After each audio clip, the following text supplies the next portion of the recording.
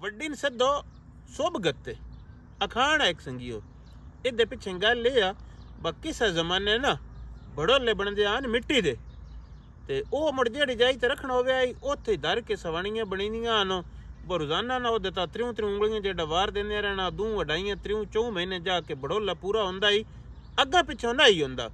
ਮੋੜੋ ਦੀ ਉਤਲੇ ਪਾਸੇ ਚਾਪੜੀ ਹੋਣੀ ਥੱਲੇ ਐਨ ਹੋਣਾ ਵਿੱਚ ਕਿਨਾ ਨਾ ਵਿਚਕਾਰ ਵੱਖੀ ਥਾਂ ਵੀ ਇੱਕ ਸਵਾਣੀ ਬਾਰੀ ਰੱਖਦੀਆਂ ਹਨ ਤੇ ਵੱਤ ਚਾਪੜੀ ਦੇ ਐਣਾ ਦੇ ਹਰ ਜਾਈ ਦੇ ਅਖਾਣ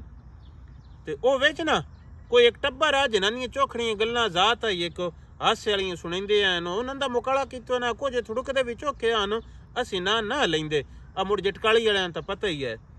ਉਹਨੇ ਬੜੋਲਾ ਚ ਬਣਾਇਆ ਬਾਹਰ ਕੋਠੇ ਬਾਰ ਬੂਹੇ ਚੋਂ ਲੱਗਦਾ ਨਹੀਂ ਮੋੜ ਲੈ ਲਈ ਮੋੜ ਬੂਹੇ ਚੋਂ ਅੰਦਰ ਲੈਵਣ ਲੱਗੇ ਤਾਂ ਬੂਹੇ ਚ ਲੱਗੇ ਨਾ ਆਖਿਓ ਨਾ ਹੁਣ ਕੀ ਕਰੀਏ ਕਿਸ ਆਖਿਆ ਵੱਡੀ ਨੂੰ ਸੱਦੋ ਨਾ ਜਿਹੜੀ ਉਹਨਾਂ ਦੀ ਕੋਈ ਸਿਆਣੀ ਵੱਡਕੀ ਆਈ ਕੋਈ ਸੋਭਗਤ ਵੱਡਕੀ ਆਈ ਉਹਨੇ ਦੱਸਿਆ ਨਾ ਬੜੋਲਾ ਬਾਹਰ ਬਣਾ ਬੈਠਿਆ ਤਾਂ ਅੰਦਰ ਨਹੀਂ ਪਿਆ ਬੈਂਦਾ ਹੋ ਸਕੇ ਇਹ ਕਿਹੜੀ ਗੱਲ ਆ ਮੰਜੀ ਜੇ ਅਸੀਂ ਨਿੱਤ ਲੈ ਕੇ ਅੰਦਰ ਵੜਦੇ ਆ ਲੱਗ ਨਹੀਂ ਵਹਿੰਦੀ ਉਹਨਾਂ ਕਿਹਾ ਵਾਂਦੀ ਰਹਿੰਦੀ ਆ ਹੋ ਸਕੇ ਬੜੋਲਾ ਮੰਜੀ ਉੱਤੇ ਧਰੋ ਤੇ ਮੰਜੀ ਲੈ ਕੇ ਅੰਦਰ ਬੰਦ ਰਿਹਾ ਇਹ ਬੜੋਲਾ ਅੰਦਰ ਲਗਾ ਵਈ ਸੀਗੇ ਉਹਨਾਂ ਕਿਹਾ ਗੱਲ ਬਿਲਕੁਲ ਸਿਆਣੀ ਹੈ ਮੰਜੀ ਦਾ ਅੜਾਪ ਕੋਈ ਨਹੀਂ ਤਾਂ ਬੜੋਲਾ ਉਤਾਂ ਧਰ ਕੇ ਅੰਦਰ ਲੈ ਲੈਂਦੇ ਆ ਉਹਨਾਂ ਬੜੋਲਾ ਚਾਹ ਚੂ ਕੇ ਮੰਜੀ ਤੇ ਧਰਿਆ ਮੰਜੀ ਆਸੇ ਪਾਸੇ ਨਪੀਓ ਨਾ ਲੈ ਕੇ ਅੰਦਰ ਵੜਨ ਲੱਗੇ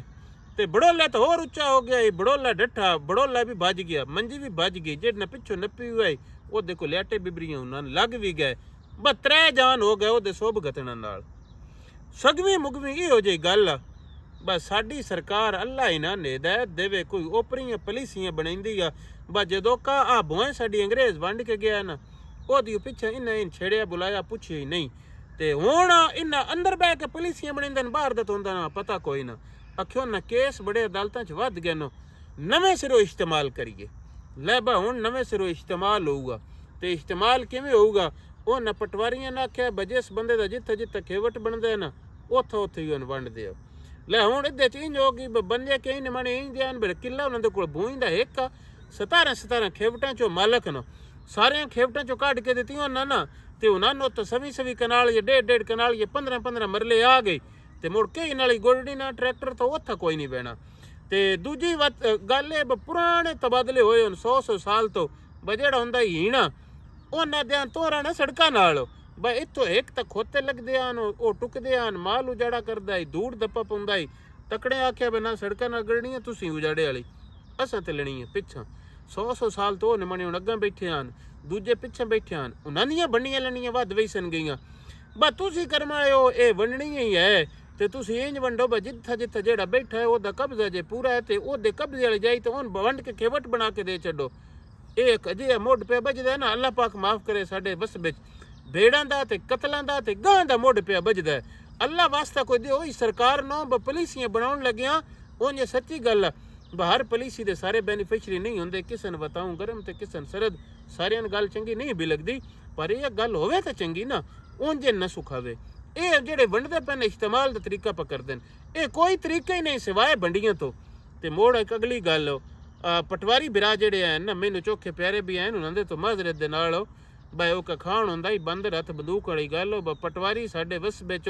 ਜਿਹੜਾ ਦੇਸੀ ਕੁਕੜਾ ਤੇ ਦਾਣਿਆਂ ਦੀ ਬੋਰੀ ਤੋਂ ਉਹਨਾਂ ਦੀ ਮਰਜ਼ੀ ਦੇ ਫੈਸਲੇ ਕਰਦਾ ਰਿਹਾ ਸਾਰਾ ਇਖਤਿਆਰ ਪਟਵਾਰੀ ਰੈਵਨਿਊ ਅਦਾਲਤਾਂ 'ਚ ਅਪੀਲ ਕੋਈ ਨਾ ਬਸ ਜਿਹੜਾ ਪਟਵਾਰੀ ਕਰ ਛੱਡੇ ਉਹ ਠੀਕ ਆ ਲੈ ਇਹ ਇਸਤੇਮਾਲ ਨਵਾਂ ਹੋਊਗਾ ਇਹ ਸ਼ੁਰੂ ਕਰਾ ਦਿੱਤਾ ਨਾ ਜਿਹੜਾ ਮੋਜ਼ਾ ਇੱਥੇ ਇਸਤੇਮਾਲ ਹੁੰਦਾ ਗਿਆ ਉੱਥੇ ਬਣੀ ਸ਼ੁਰੂ ਹੁੰਦੀ ਵੇਸਣ ਗਈਆਂ